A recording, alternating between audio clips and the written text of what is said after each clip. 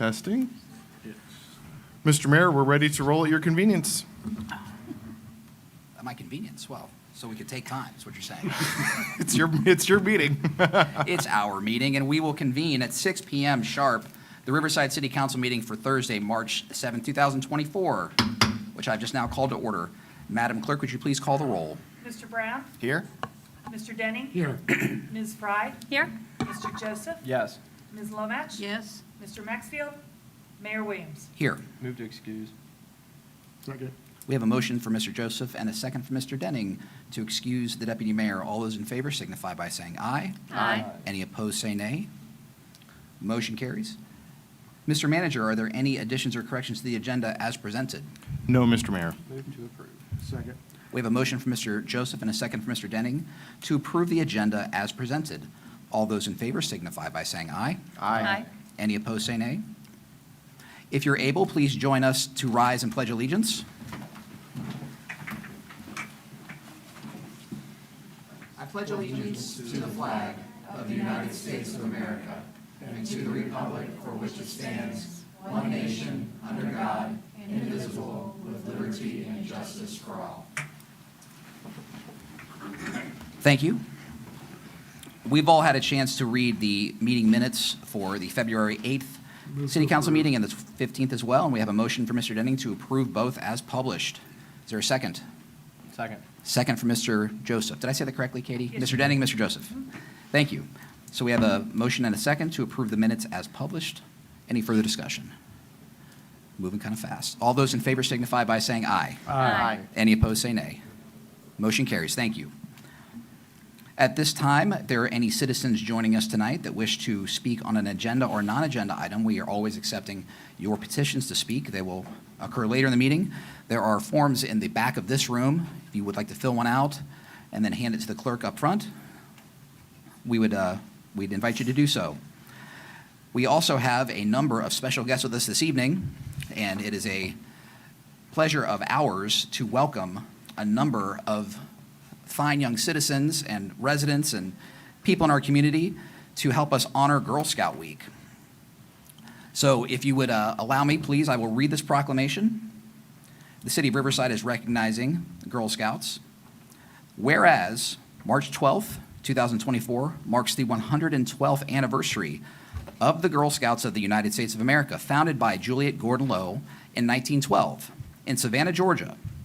And whereas, throughout its long and distinguished history, Girl Scouting has inspired millions of girls and women with the high ideals of character, conduct, and patriotism, including more than 28,000 girls and nearly 11,000 adult volunteers in the 32 counties across the western Ohio and southeast Indiana. And whereas Girl Scouting connects girls to a world of possibilities and a positive and inclusive girl-led environment where girls are inspired to discover their passions and empowered to reach their full potential. And whereas, through Girl Scoutings, girls gain courage, confidence, and character to make their communities and world a better place. And whereas, more than 2.6 million current Girl Scout members nationwide will be celebrating the 112 years of this American tradition with nearly 50 million women who are former Girl Scouts and living proof of the impact of this amazing movement.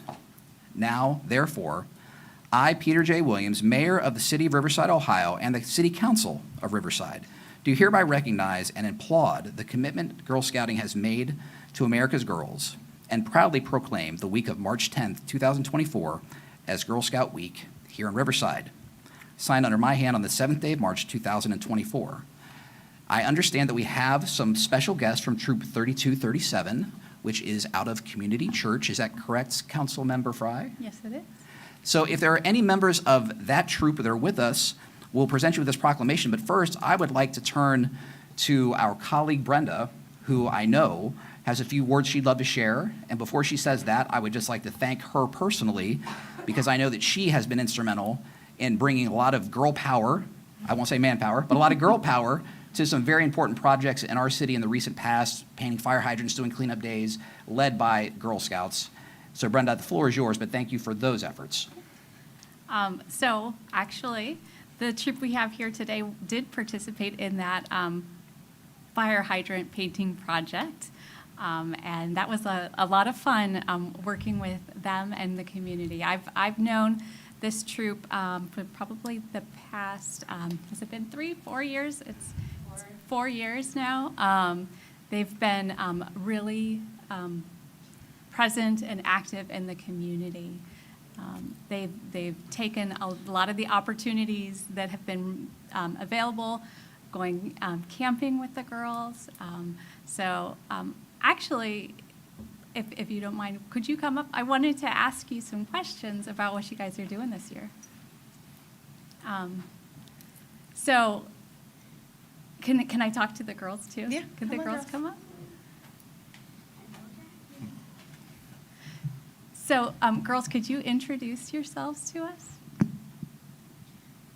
My name is Isabel, and I am a junior, and this is my second year in Girl Scouts. Okay. I'm Rose, and I'm a cadet. So are you girls actively selling Girl Scout cookies right now? Lots of Yes. Girl Scout cookies. Are you working hard at your goals?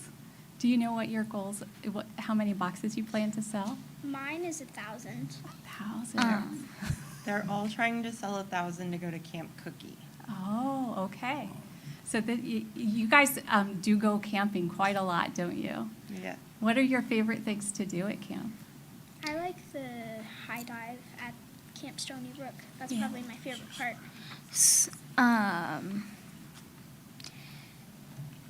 We usually, I just like to be together. Yeah. Being together with other girls. That's an important part of Girl Scouts, isn't it? So do you have any community service projects planned for this year? We are trying to do a little library Yeah? and on the same concept, a food pantry. Nice. And we're also going to be volunteering at Ronald McDonald House.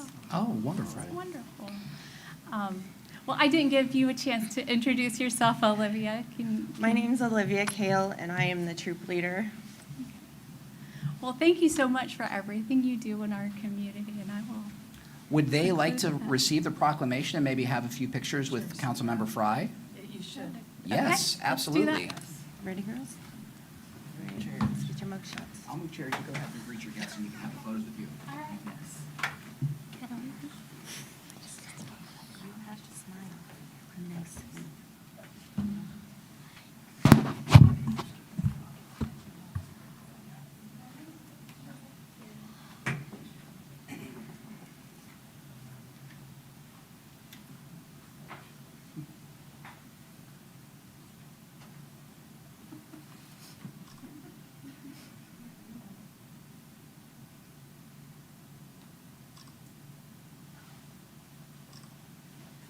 If any other family yeah, members they want may to get a want- photo, please do, please do. Hold on, it's telling me to clean my lens.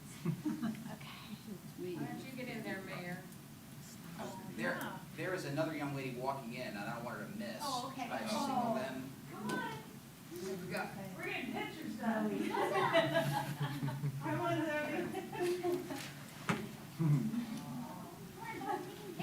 Zoe, we've been waiting for you.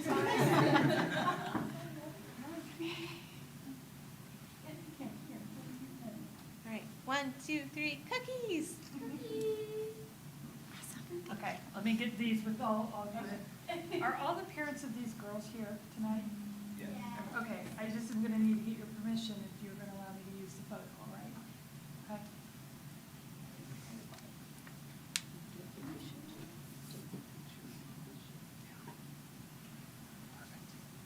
Okay, where are you guys selling your cookies? Everywhere? Depending on the weather this week, we have a booth at the Nard on Okay. Airway. Great, okay. Hopefully the weather If holds the out. weather holds out, might be a little bit of rain, but, all right. Well, thank you so much, ladies, for being here tonight, and thank you for everything you do for our community. Thank you, Brenda, for bringing these things in, and we can't wait to buy some cookies.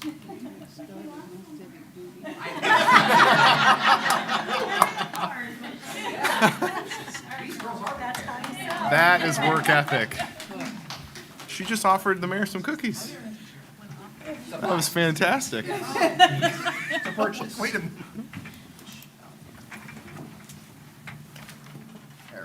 Well, I want to say, girls, keep it up. That's how I started in my political life, was as a Girl Scout and selling Girl Scout cookies and doing a civic duty. So that was a long time ago. Cookies were 50 cents a box.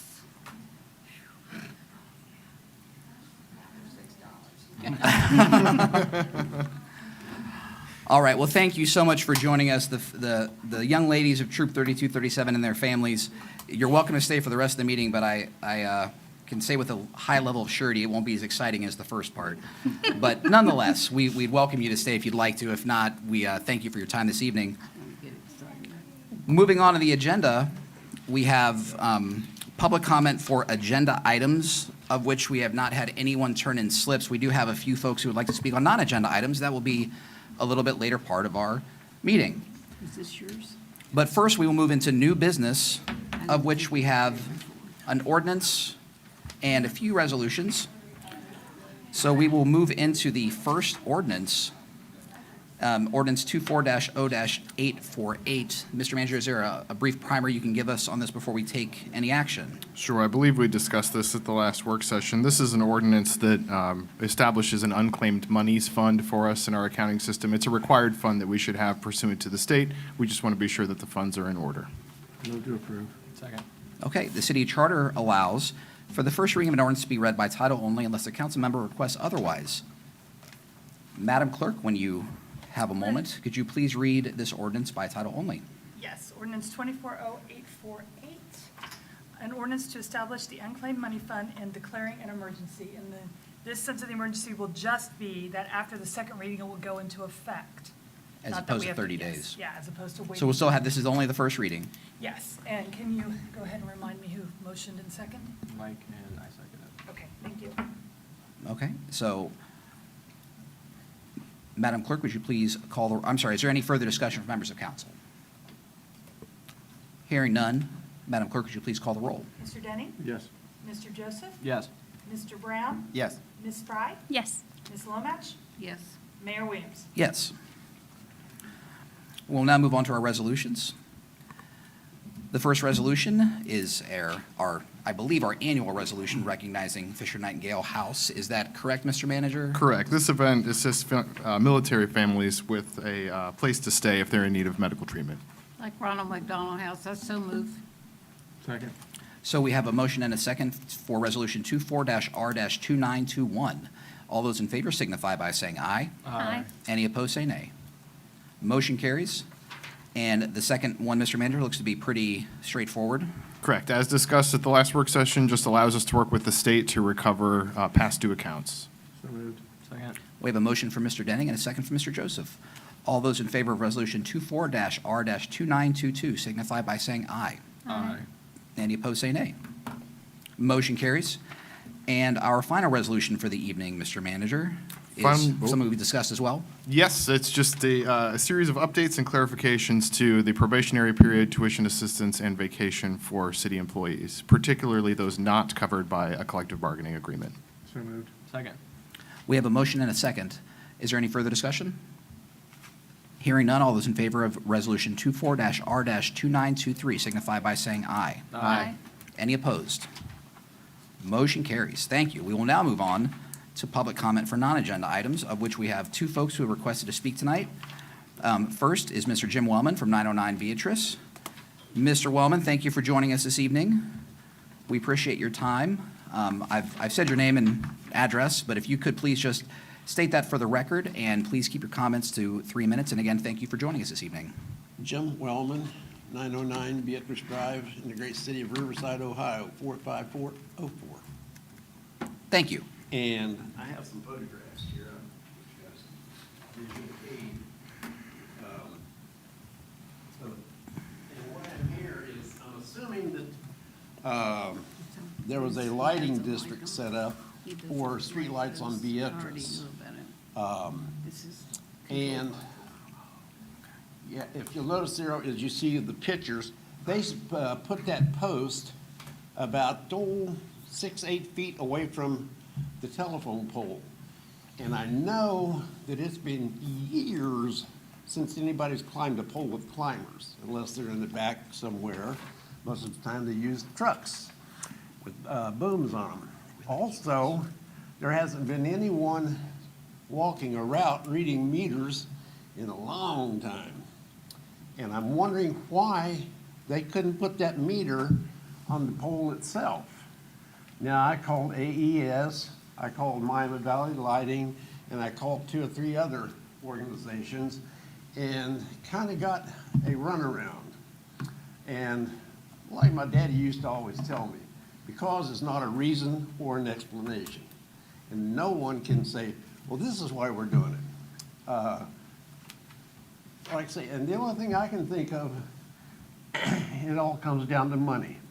Somebody made some extra money because they had to buy extra wire, extra poles, and dig 6 or 8 feet away from the pole, the man hours and so forth and so on that went into that had to cost more. And I'm going to assume that I'm one of the people that's paying for that lighting district. Is that a correct statement? Do you have an assessment on your property tax for that? That's why I'm asking you. Is Well, there? let me, hold please. Oh, you can keep going. I'm actually looking it up right now because I want to get to the map of the property, but It's 909 well, Beatrice. okay, the pole I'm referencing is at 1,000 Beatrice. I reside at 909. That was my mother's home up until about 5-6 years ago. And now I have it, and that's my downsizing property, because I'm at 909, and it was one of the first houses in that area, is built in 36, and we had about 5 acres at that time, and then as things progressed, anyway, Daddy sold off about 3 acres, and now we got apartments back there and so forth. But anyway, if someone could tell me why they put it out there like that, that'd be great. But nobody can seem to tell me why. There's a reason that they can't put that meter on the pole. You know, if you notice the pictures there, the day after they got it up, it snowed, and somebody almost took it out with their car, because they took out my mailbox. So, anyway. Any questions? Well, it looks like we have something that the city manager can look at and his staff can look at as far as the installation of the object in question and then who's paying for it.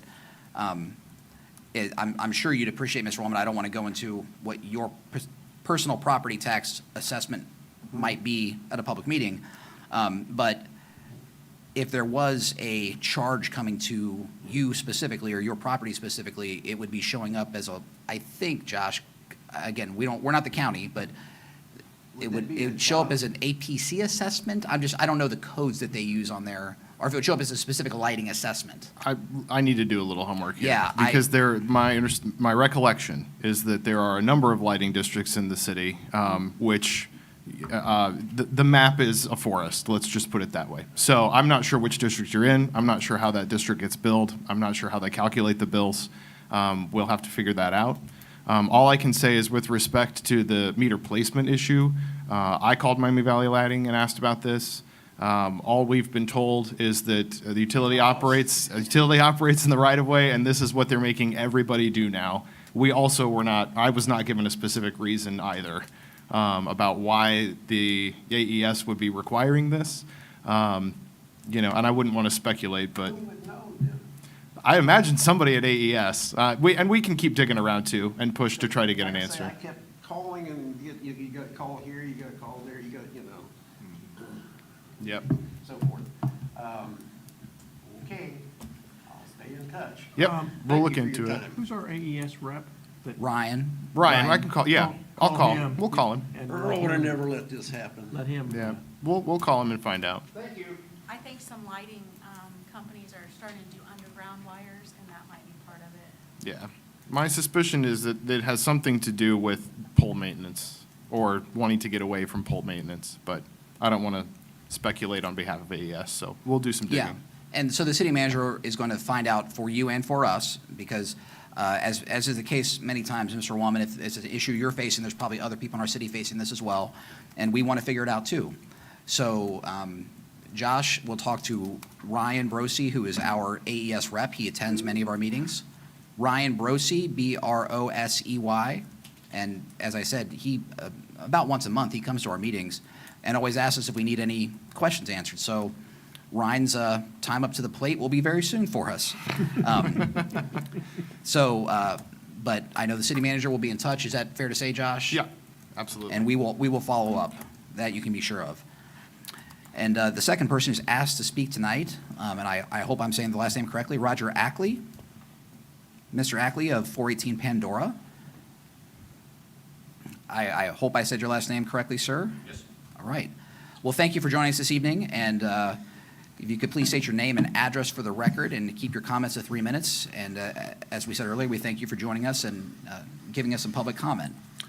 Okay, my name is Roger Ackley. I live at 418 Pandora Drive in Riverside, Ohio. I can try to keep this under 3 minutes, but I have got plenty to say. I have problems with a neighbor. Last time I was here in favor of my neighbor because I thought it was the right thing for them to do. Today I'm in here for, I think it's the right thing to do about the excessive noise, the squealing of tires, the speeding up and down my street, and they're just flat out uncooperative anymore. It's been going on for years. The oldest boy is 18 now, so I have been directing it toward him because he does live there, and these are his friends that participate in this. And I looked up some ordinances on the loud noise or excessive noise, and I copied them down on my phone here. Forgive me, it's very slow and old. But I tried not to take this too far until we found out what the ordinance says. And ordinance 331.36 talks about squealing tires, peeling and cracking noises. No person shall unnecessarily race the motor vehicle and no person shall operate any motor vehicle except in emergency in such a manner that the vehicle is rapidly accelerating or starting from a stop position, that the exhaust system emits loud cracking, chattering noise, and it goes on about squealing tires. My biggest gripe is the noise. When I moved in there a little over 5 years ago, I didn't want to move next door to a drag strip. I did not want to move next door to a rock concert. I did not want to move next door to where a bunch of teenagers hang out and just get quite as loud and belligerent as they can. Now, they've been pretty compliant with our request up until about 2 years ago, and it starts taking a different course. First, it became a little, oh, we just love the smell of smoke type of answers and not really taking it seriously. Now, the last discussion I had after I seen what the ordinances were, the young gentleman tells me that they've got a lot of money invested in these speakers and they're going to continue to play it loud. Nothing's going to change.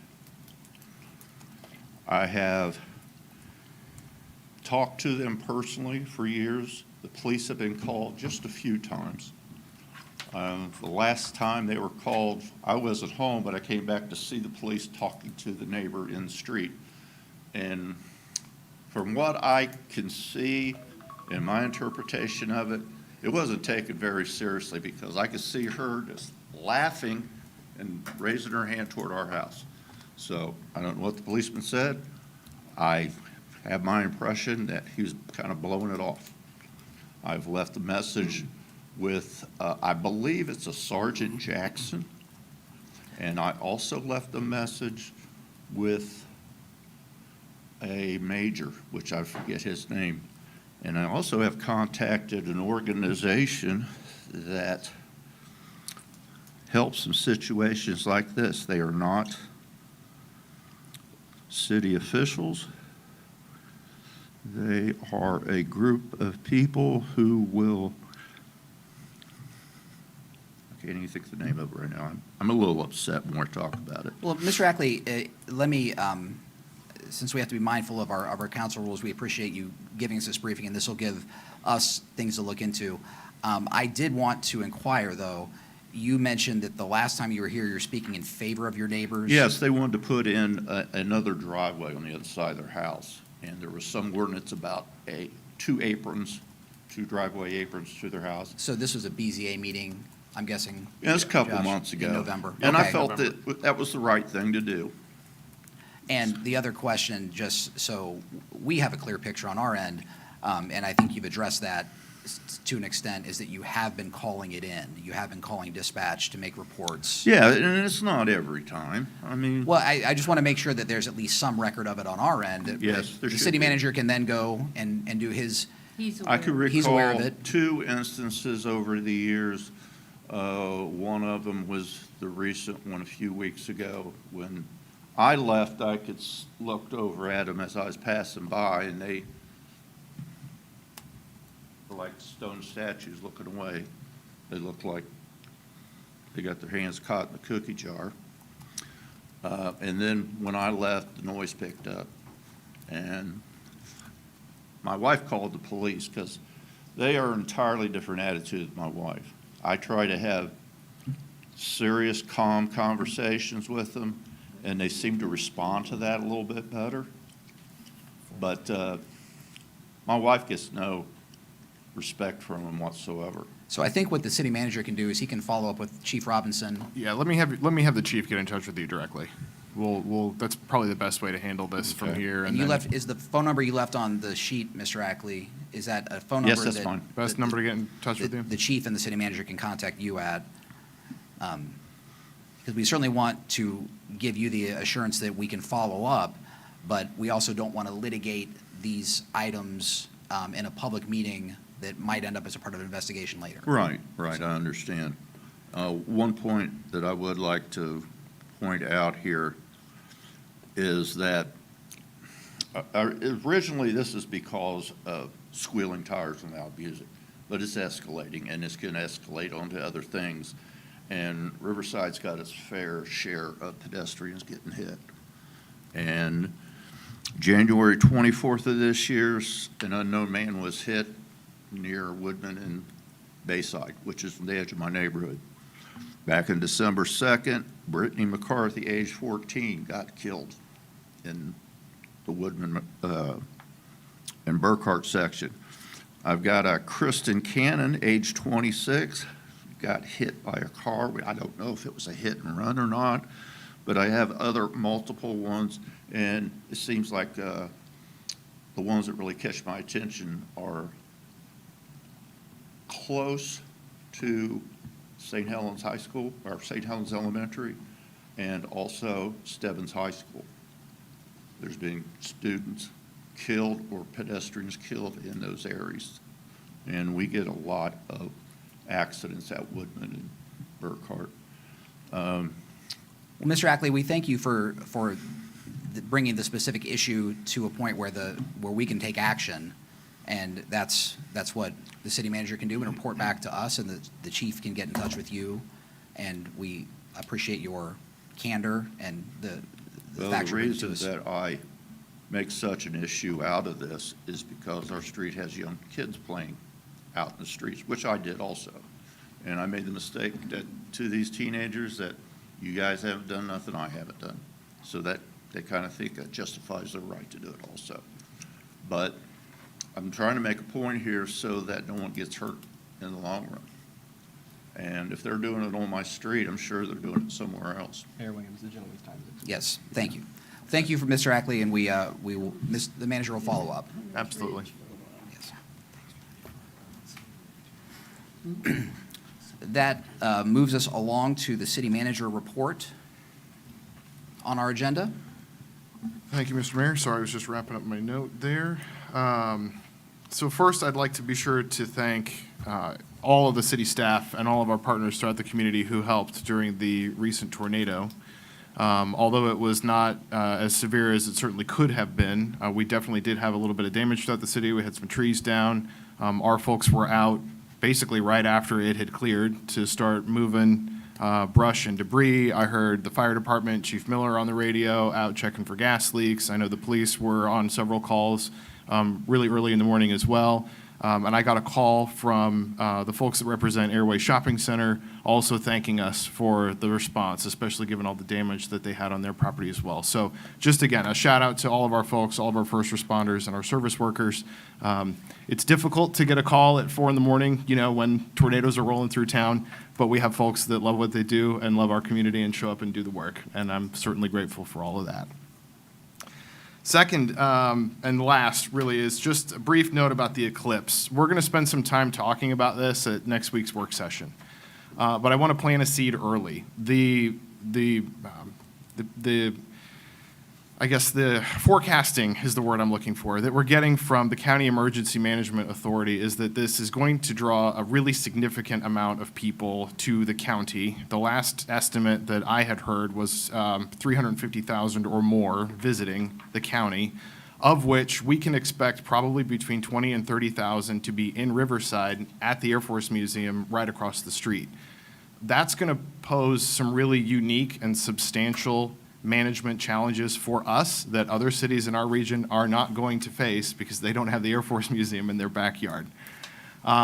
So I'll just get the advice out here early and we'll revisit it next week. But I think we are doing everything we can to keep the roads as clear as possible. We've tried to push on ODOT a little bit. I don't know that we're going to have much luck getting them to open the new bridge early. But that is to say we will have all of this congestion on top of road work that's been in progress for a while. We're looking at getting signs. We will have all hands on deck as far as public safety services. But just an early reminder to folks that it's likely to be busy and it's likely to remain congested after the event for, they're saying, up to 24 hours, depending on, you know, the amount of visitors we get and, of course, what the weather is like and how this actually pans out. So I'll be in front of you next week with some more details about what we are thinking and our plans to try to tackle this in a way that's as safe and effective as possible. But just to let you all know, to let the public know, we are expecting a lot of people and a lot of people right here. So just be aware that it is indeed kind of a once-in-a-lifetime event. I think the next time one's coming through Ohio is 100-ish years from now. 99. 2099, all right. So yeah, Jack will be here. we can expect a crowd. I'm not going to be here. I'll be 100 or more. Zach will be here. Right, but we will be in touch. So just again, planting the seed and just, you know, a friendly reminder to folks too, to just be patient with each other and with our visitors, and we'll all try to manage and observe it all together. And that's all I have. All right. Any questions for the city manager? Hearing Can you stare at none. the eclipse directly? If we're- I wouldn't advise it, no. So at this 104 point, years old. you'll be here, Zach. Come on, I have to live to see the next one. what's my eyesight gonna be like? 104 Yeah. years old. You're going to be great, I can just tell. We will move into council member comments, and I'll also point out for anyone joining us that we do have an executive session planned. So after council member comments, we plan to go into executive session and then reconvene after that, and with potentially additional business coming before this body. So, I was just saying, if Jenny Hempstead was here. no, I don't see her yet, but we will begin any council member comments, and I'll start with Ms. Lomach. All right, well, I have several things. First of all, I'd like to remind everybody to vote. Absentee or go down to the county building, it's very easy to do. If you can't do it on election day, you can go down and they'll pay for your parking, and you go in the county building and go down to the basement, and they'll make it real easy for you. So there really are no excuses not to get out and vote for our police levy. I would like to thank all of the folks who worked so diligently to put on the spaghetti dinner that Alex Danino started many moons ago. I'm not officially, 43 years or something continues for the community, and I think it was thoroughly enjoyed. There were thousands of people there. And the dinner is free to every school child, and then families, and there were entertainment through the whole event, and it was line out to the parking lot, so it was pretty amazing supper. I also kind of opened a Pandora's box. I was officially elected this morning, by the way, as president of MVRPC, representing all of you. And we'll take office at the dinner on the 18th of April, which I hope you can all share that evening with me. Interesting side note to that, all three of the elected officers are women, and tomorrow is National Women's Day. So that's a first for MVRPC as well. And I took the opportunity to get with Brian, and after the meeting this morning, we met with representatives from MVRPC and ODOT relative to the Route 4 Harshman Road intersection. Many of you may not be aware that we've had studies done, and there was a plan. I don't know what year, but MVRPC was able to bring it up, and the gentleman from ODOT, I've given the card to Josh, to reopen that plan, see about reevaluating it, much like the plan on 35. You know, that got pushed down the list for years and years and years. So has this gotten pushed down. And the recent deaths that we've had involving that intersection are of a concern to me. I'm sure that I won't probably be alive by the time something happens, but I stirred the bonnet this morning, and Josh is going to get back hold of ODOT. MVRPC has the original plans. The gentleman from ODOT was aware of it, and part of it when it happened before, to redesign the whole intersection. And so you'll be hearing more in the future. Thank you. All right. Congratulations, President Lomach. Thank you. President-elect, taking office on the 18th of April, I think it is. Yes. And then on to Councilmember Brown. What the city manager mentioned about the road department taking care of things after the tornadoes. I personally drove up and down Spinning and over in the base housing, and there was quite a few trees down, quite a bit of damage, a lot of trampolines tore up and all that, and then they had everything cleaned up very, very quickly and very swiftly, and yeah, kudos to them for taking care of that, so absolutely. All right. Councilmember Joseph. Yes. I'll reiterate something that Chief Stitzel signed the city up for, which was really, really beneficial. I've read to a few residents in the city when the tornado went through, and that's the Code Red application. So if you want to sign up for it, you can text Riverside to 99411. I know there's links to it on the city website, so if you Google Riverside Code Red, it'll bring you to our website. You can sign up for it online. They have, Code Red has a mobile application you can download and sign yourself up for it. So just in these types of situations, severe weather, if anything happens with the eclipse, I mean, the Emergency Response Center is the one that's communicating with us. So if anything big happens, it's a really invaluable tool that's free to all of our residents to stay notified. I think probably we're all sleeping. Luckily, if we have like the emergency alerts from our phone, or Code Red calls us, if a tornado does happen at 4 o'clock in the morning, having a way to be woken up so you can get to your safe hideout could save a life. So just a good reminder. All right. That's it. I would join in the city manager's recognition and admiration for our public safety staff who, as they always do, performed exemplary during the storms. And it's great to hear from people like Peggy Henthorne, who's the managing partner at the Airway Shopping Center, this group is investing millions and millions of dollars into our city and providing numerous retail and dining opportunities and employment opportunities. And to hear that Peggy has such a high level of confidence in our public safety officials, our firefighters, our police officers, it's really reassuring to the folks, to myself and the folks up here. It's no surprise to us, but it's really reassuring to hear that the people in our community, they're making significant investments and really making investments that do impact numerous lives in our city, are also sharing that level of confidence that we have in our public safety. And, I never tell anybody how to vote, but I would just hope that people keep that in mind when they're considering the replacement levy that we are putting in front of you for our police department.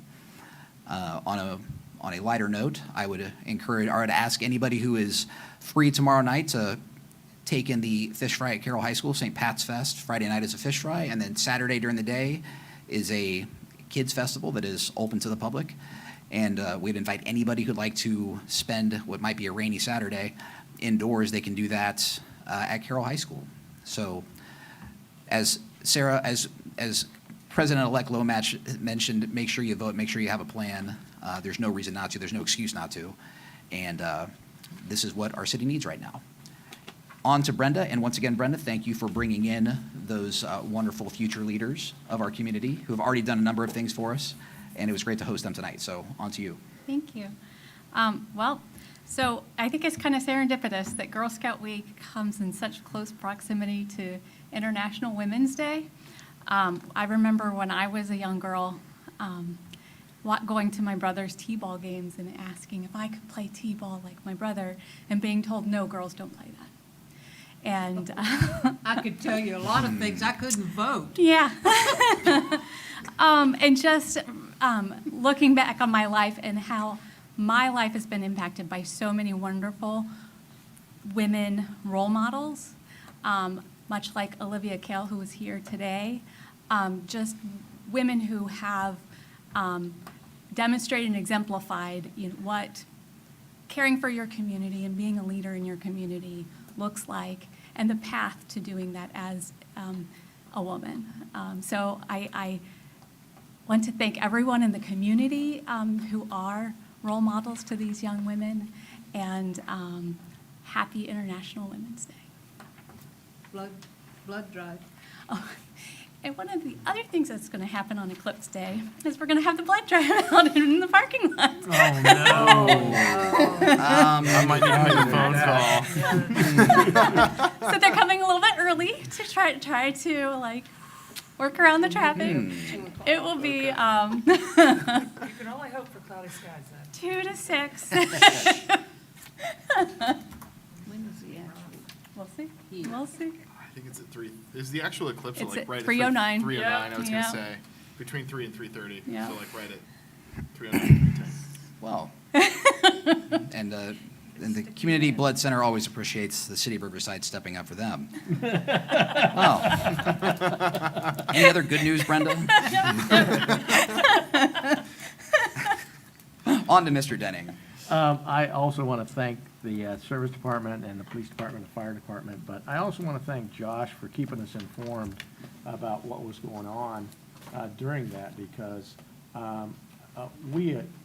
at least I do, I assume that the police and fire are doing, and the service department are doing what they're supposed to do, but Josh keeps us informed to let us know that, and I do appreciate that, Josh. And I think that's about all I got. I also enjoyed the Spaghetti Fest. I was passing out cookies, and they believed that it was a record year. I don't see how it couldn't have been. The line was out the door, as Sarah says, to the parking lot. It was crazy. Get there, the secret is, get there it opens at 5, get there at 4, no later than 4:45. Yeah, so thank you to the school district for putting that on, and we certainly appreciate it. And I know a number of folks in our community had a lot of carbs last night for dinner. So at this time, we will, if there's nothing else. Enter into executive session for the reason on the agenda. So moved. So we have a motion for Mr. Joseph and a second for Ms. Lomash to move into executive session for the reason listed on the agenda. Madam Clerk, could you please call the roll? Mr. Joseph? Yes. Ms. Lomatch? Yes. Mr. Mr. Brown? Yes. Mr. Denning? Yes. Ms. Fry? Yes. Mayor Williams? Yes. We're in executive at 6:45 PM. Thank